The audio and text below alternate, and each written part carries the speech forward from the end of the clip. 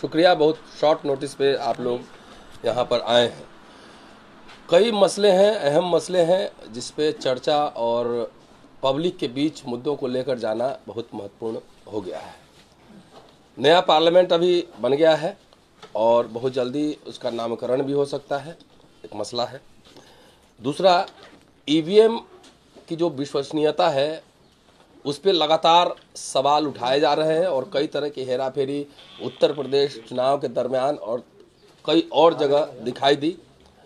इसके खिलाफ हम लोग लगातार आंदोलन कर रहे हैं, मुद्दे उठा रहे हैं कि जिस देश में ईवीएम बना वहाँ भी बैलेट पेपर पर चुनाव होता है और ये सबसे बड़ी लोकशाही होने का दावा भारत करता है, लेकिन मशीन से यहाँ क्यों हो रहा है?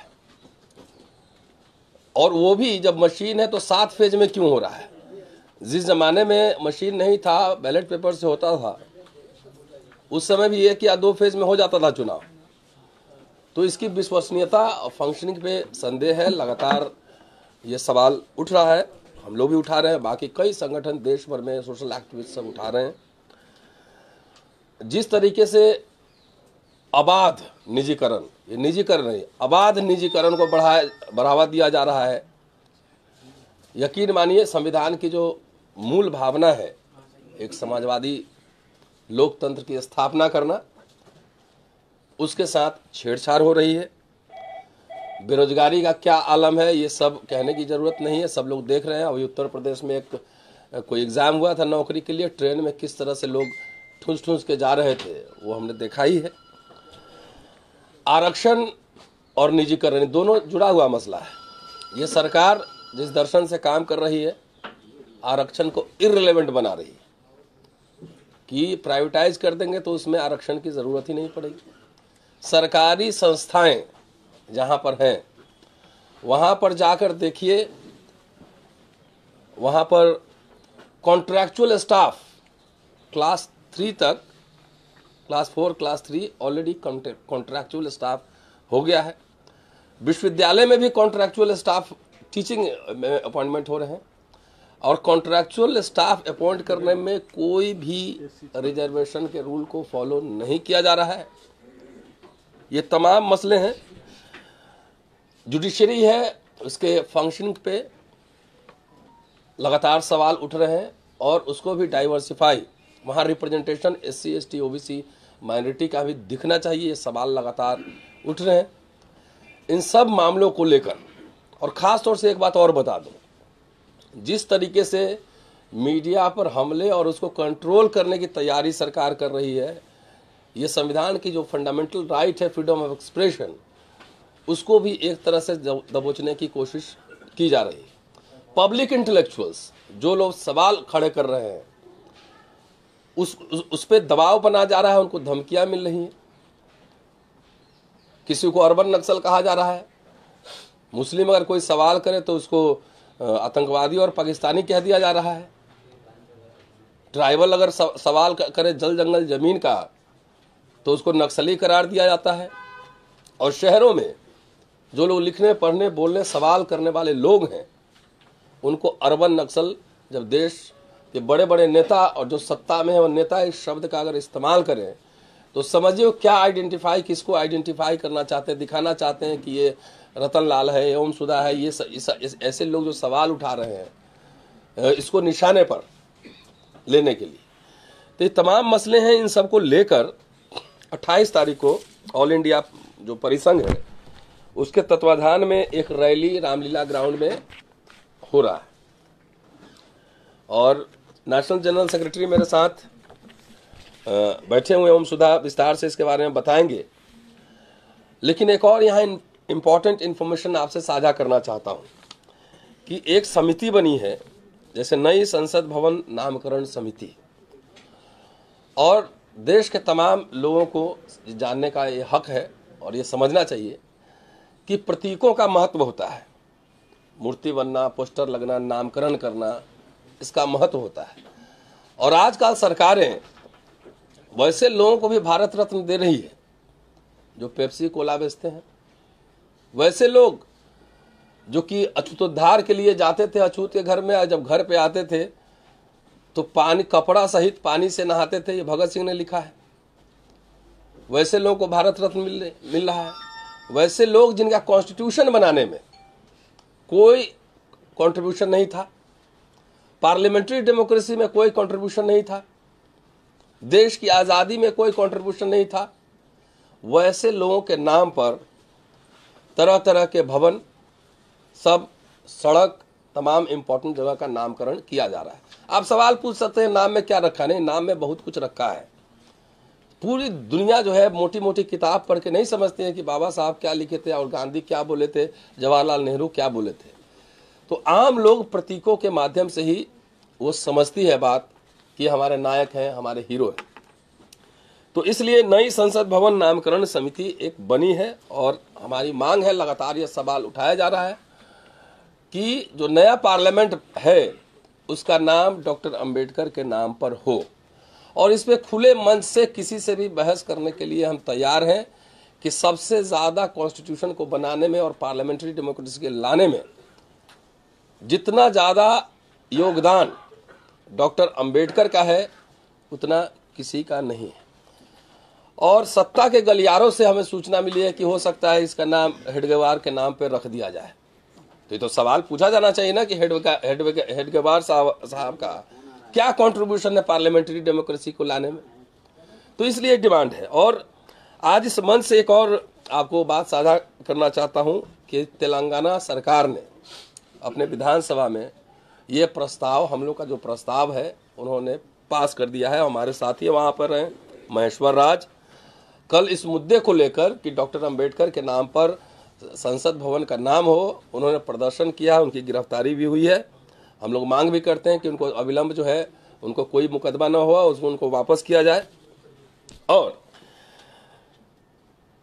हमारी योजना है कि जितने पॉलिटिकल पार्टीज के प्रेसिडेंट हैं और जितने चीफ मिनिस्टर्स हैं, प्राइम मिनिस्टर, राष्ट्रपति, इस समिति की ओर से सबको एक पत्र लिखा जाएगा, भेजा जाएगा। सेशन शुरू होगा तो सारे मेंबर ऑफ पार्लियामेंट को भी लिखा जाएगा, उनसे बात भी की जाएगी कि इस मुद्दे पे अपना पक्ष रखें कि इस संसद भवन का नाम डॉक्टर अंबेडकर के नाम पर क्यों न हो।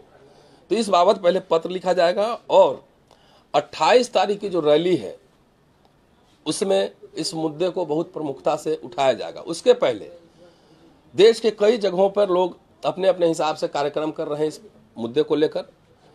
हमारी अपील है सभी दोस्तों से कि ये मुद्दा जो है, ये तो एक टेम्परेरी संगठन बनाया गया है, नई संसद भवन नामकरण समिति। ये मुद्दा आप अपने अपने बैनर पे, अपने अपने झंडे तले, किसी का कोई कॉपीराइट नहीं, किसी संगठन का कोई कॉपीराइट नहीं, अपने अपने बैनर तले, अपने झंडा तले इस पे कार्यक्रम करें, सेमिनार करें। और संविधान दिवस 26 नवंबर को, रिमेंबर 26 नवंबर संविधान दिवस को जो साथी, जो संगठन अपने अपने जिला में महत्वपूर्ण किसी जगह से एक रैली निकाले शांतिपूर्ण, और एक मेमोरेंडम जो है राष्ट्रपति के नाम हो और मेमोरेंडम कलेक्टर को, वहाँ पे जो डीएम है, जिला अधिकारी को सौंपे। इन सबका जो है सबका ये मूवमेंट है। और मुझे याद है कि जब 5 मार्च 2019 का हम लोगों ने आह्वान किया था रोस्टर के मसले को, तो हम लोगों ने जरूर इसकी शुरुआत की थी, आह्वान किया था, लेकिन इसको ओपन छोड़ दिया गया था कि सब लोग अपने अपने मंच से, अपने अपने पोस्टर, बैनर, ऑर्गेनाइजेशन के नाम से इस आंदोलन को आगे बढ़ाएं। उसी तर्ज पर, उसी पैटर्न पर इस आंदोलन को हम लोग ले जाना चाहते हैं कि ये जो है, बोल रहा हूँ ठहरो, उसी तर्ज पर हम ये कहना चाहते हैं कि सब अपने अपने मंच पे, बैनर पे सेमिनार करें, प्रदर्शन करें, मार्च निकालें। डीएम को 26 नवंबर को तो जरूर आप दें। और मिला जुला कर ये 28 नवंबर 2022 को ये पोस्टर रिलीज कर रहा हूं। इन सभी मसलों को लेकर गांधी रामलीला ग्राउंड में दिल्ली एक बड़ी विशाल रैली होने जा रही है। परिसंघ के लोग तो रहेंगे ही रहेंगे, लेकिन मेरा यह कहना है कि और संगठन जो आना चाहते हैं, इसमें शामिल होना चाहते हैं, अपना झंडा अपना बैनर लेकर आइए। ये इनिशिएट जरूर परिसंघ की ओर से हो रहा है, लेकिन यह जन आंदोलन में तब्दील होना चाहिए। इस पे कोई कॉपीराइट नहीं है। जो लोग आना चाहते हैं अपना बैनर और झंडा पोस्टर लेकर शामिल हो।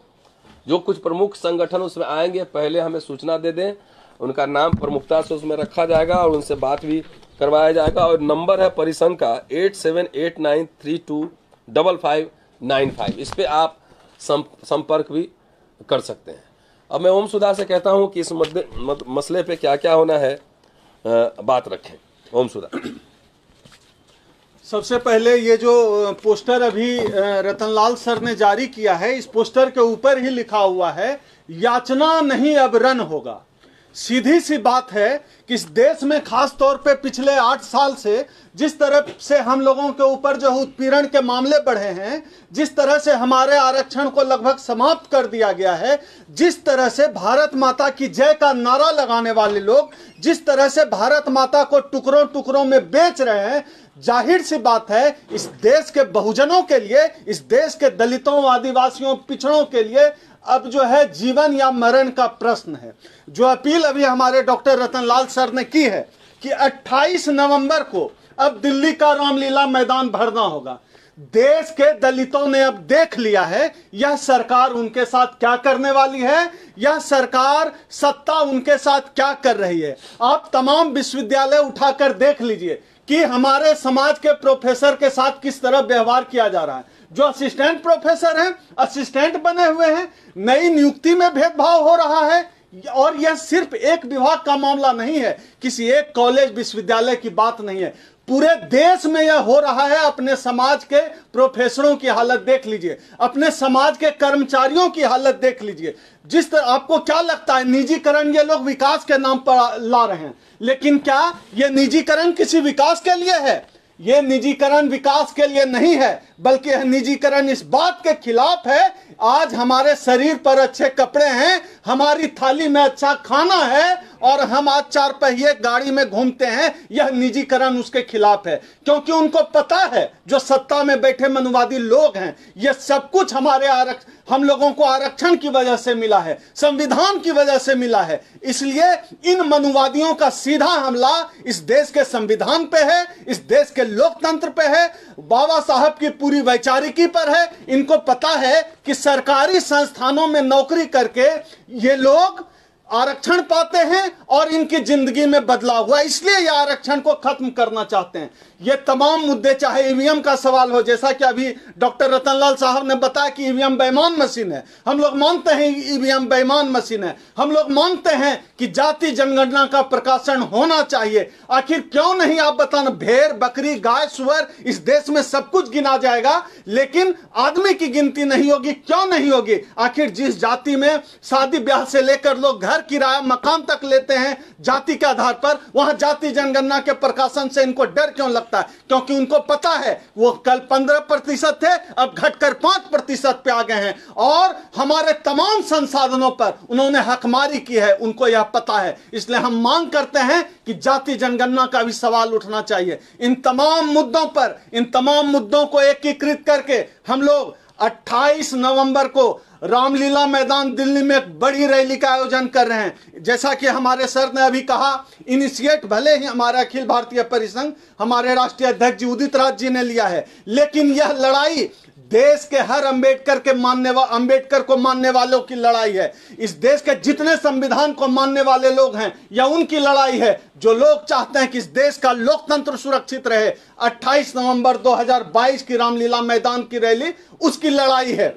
28 नवंबर 2022 इस देश के दलितों, पिछड़ों, अल्पसंख्यकों, बहुजनों के लिए एक ऐतिहासिक दिन साबित होना चाहिए। जिस तरह की लड़ाई हम लोगों ने अप्रैल 2018 में की थी, उसी तरह की लड़ाई छेड़ने का समय हो गया है। इसलिए एक बार फिर हमारा नारा है, याचना नहीं अब रण होगा। और 28 नवंबर 2022 को हम इस मनुवादी सरकार को, हम इस देश के दलितों, पिछड़ों, बहुजनों के साथ मिलकर रामलीला मैदान घेरेंगे, संसद का घेराव होगा और इस पूरे आंदोलन के माध्यम से हम इस सरकार को चेताना चाहते हैं, अब बहुजनों को आप दबा नहीं सकते।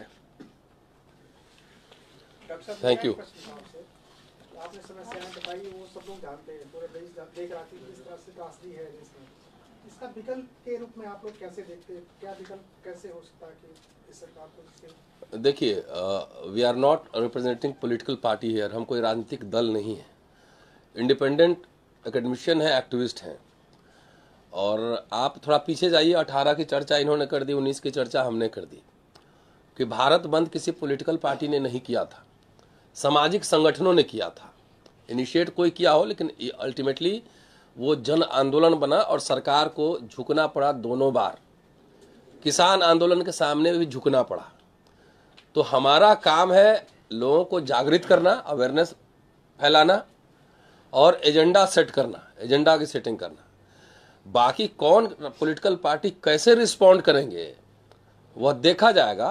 अगर लोग जागृत हो जाएंगे, हमारे साथ अगर खड़े हो जाएंगे, दिख जाए कि आंदोलन जन आंदोलन बन रहा है, तो हम अपना एक घोषणा पत्र जारी करेंगे ना, कि जो पॉलिटिकल पार्टी इस घोषणा पत्र पर अमल करेगी, हमारा समर्थन उसी को होगा। घोषणा पत्र जारी करेंगे, बहुजन घोषणा पत्र।